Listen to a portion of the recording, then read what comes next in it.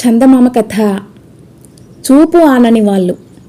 ఒక ఊళ్ళో ముగ్గురు అన్నదమ్ములు పక్కపక్క ఇళ్లలో నివసిస్తుండేవాళ్ళు. ఆ ముగ్గురికి అపరిమితమైన చత్వారం. ఏ వస్తువైనా ముక్కు దగ్గర పెట్టుకుంటే గాని కనిపించేది కాదు. ఆ అన్నదమ్ములు ముగ్గురు ఒకనాటి సాయంకాలం పెద్దవాడి ఇంట కలుసుకొని లోకాభిరామాయణం మాట్లాడుతున్నారు. మధ్యలో పెద్దవాడు తన తమ్ములతో, అన్నట్టు ఈ మధ్య నా చూపు చాలా బాగైంది సుమా. అంత దూరాన దోమ కనిపిస్తే అది ఆడదో మొగదో పోల్చగలుగుతున్నాను అనుకోండి అన్నాడు. చాలే నీ బడాయిలు, వారం క్రితమేగా నువ్వు పట్టపగలు కావడి వాడిపైన పడింది అన్నాడు రెండోవాడు. పగలు మాట అటుంచు, చీకటి పడిన కొద్దీ అద్భుతంగా చూపు ఆనుతున్నది. కొందరికి రాత్రి చూపు ఉండదట అన్నాడు పెద్దవాడు. ఇవన్నీ ఎందుకొచ్చిన కబుర్లు? తింటే గాని రుచి తెలియదు. ఎవరి చూపు ఎటువంటిదో పరీక్ష పెడితే క్షణంలో తేలిపోతుంది అన్నాడు మూడోవాడు. ఏమిటా పరీక్ష అన్నాడు రెండోవాడు. చెబుతాను వినండి. మన వీధికెదురుగా సత్రం వాకిలి ఉన్నదే, ఆ వాకిలిపైన రేపు ఉదయం ధర్మశాసనం శిల వేయిస్తున్నారు. ఆ శిలపైన ఏమి చెక్కి ఉన్నదో చదవటమే మనకు పరీక్ష. దాని మీద అక్షరాలను మనలో ఎవరు ఎక్కువ దగ్గరగా నిలబడి చదవగలిగితే వాడు ఓడినట్టు. మిగిలిన ఇద్దరికి ఓడినవాడు భోజనం పెట్టేటట్టు పందెం. దీనికి పెద్దవాళ్ళిద్దరూ సరేనన్నారు.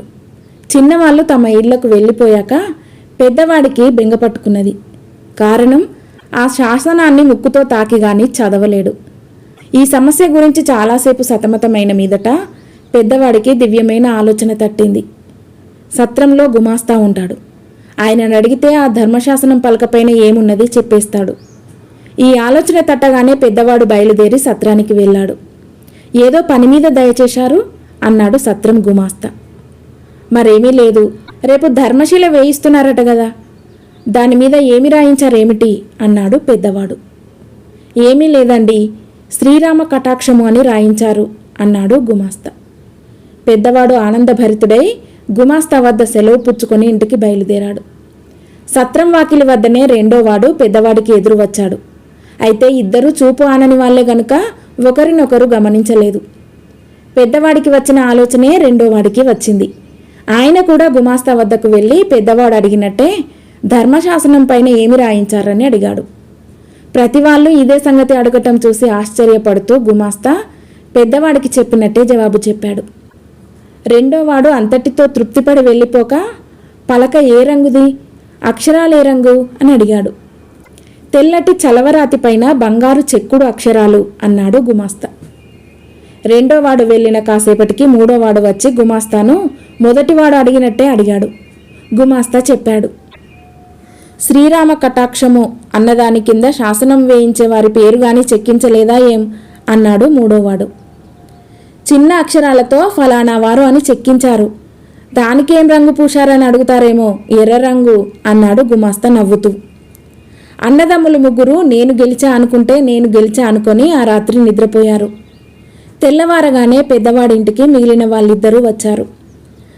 ధర్మశాసనం చూడబోదామని ముగ్గురికి ఆత్రంగానే ఉంది. అందుచేత అట్టే ఆలస్యం చేయకుండా ముగ్గురు వీధిలోకి వచ్చారు. పెద్దవాడు చప్పున ఆగి సత్రం కేసి చూసి, ఇంకా దగ్గరికి పోవలసిన అవసరం ఏముంది, శాసనం పలక మీద అక్షరాలు ఇక్కడికే కనిపిస్తున్నాయి, చదవనా? శ్రీరామ కటాక్షము కొట్టవచ్చినట్టు కనిపిస్తున్నాయి అన్నాడు. ఈ మాటలు విని చిన్నవాళ్ళిద్దరూ నిర్ఘాంతపోయారు. ఒక్క క్షణం పాటు తాము ఓడామని వాళ్ళు భయపడ్డారు. కానీ రెండోవాడు తెప్పరిల్లుకుని, పలక ఏ రంగుది, అక్షరాలు ఏ రంగు అని అడిగాడు. పెద్దవాడికి గోతిలో పడ్డట్టయింది. రంగా, నీకు రంగు కనిపిస్తున్నదా ఏమిటి అన్నాడాయన రెండోవాడితో. రంగు కనిపించకపోవటం ఏమిటి, తెల్లటి పలక మీద బంగారు పూత పూసిన చెక్కుడు అక్షరాలు కనిపించటం లేదు అన్నాడు రెండోవాడు. మీరిద్దరూ ఎందుకు పోట్లాడుకుంటారు? ఆ పలక మీద చెక్కి ఉన్న చిన్న అక్షరాలు చదవగలరేమో చూడండి, పెద్ద అక్షరాలు కబోది కూడా చదువుతుంది అన్నాడు మూడోవాడు. పలక మీద చిన్న అక్షరాలు కూడా ఉన్నాయా అన్నారు పెద్దవాళ్ళిద్దరూ. కనిపిస్తుంటేనే, ఎర్రటి అక్షరాలు, ఫలానా వారు అని స్పష్టంగా రాసి ఉంది. ఏమిటో అనుకున్నాను, మీ ఇద్దరి చూపు కంటే నాదే నయమే అన్నాడు మూడోవాడు. పెద్దవాడు తాను కూడా గెలిచిన వాడితో చేరే ఉద్దేశంతో, నీ చూపే మన ముగ్గురిలోకి మంచిది, తర్వాత నా చూపు మంచిదంటాను, పెద్ద అక్షరాలను గుర్తించినది నేనే కదా, మీరింకా ముందుకు పోబోతుంటే నేను ఇక్కడే ఆగాను. అందుచేత నీకు నాకు రెండోవాడు భోజనం పెట్టాలి అన్నాడు. రెండోవాడు పేచీ పెట్టాడు. అక్షరాలు ఏ రంగో పలక ఏ రంగో తెలుసుకోలేనివాడు చూశాడంటే ఎలా నమ్మటం? కాసేపు ముగ్గురు ఘర్షణ పడి ఎవరి తీర్పు అయినా తీసుకోవటానికి ఒప్పుకున్నారు. ఇంతలో సత్రం గుమాస్తా అటుగా వచ్చాడు.